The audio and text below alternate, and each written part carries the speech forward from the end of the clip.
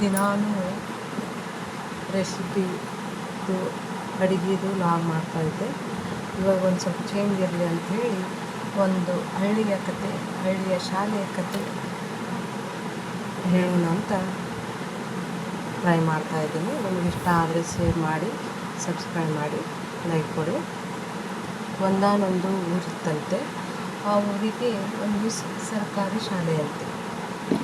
ಆ ಶಾಲೆಗೆ ಪ್ರತಿದಿನ ಮಕ್ಕಳೆಲ್ಲ ಸ್ಕೂಲ್ಗೆ ಹೋಗಿ ಬರ್ತಿದ್ರಂತೆ. ಸರ್ಕಾರಿ ಶಾಲೆ ಅಂದರೆ ಗೊತ್ತಲ್ಲ, ಆವಾಗೆಲ್ಲ ಅಂಗನವಾಡಿ ಒಳಗೆ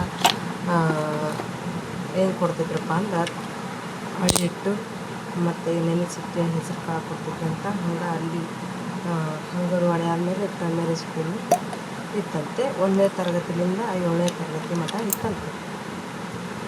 ಇರುವಾಗ ಆ ಊರು ಹೆಂಗಿತ್ತಪ್ಪ ಅಂದ್ರೆ ಸರಿಯಾದ ಬಸ್ಸಿನ ವ್ಯವಸ್ಥೆ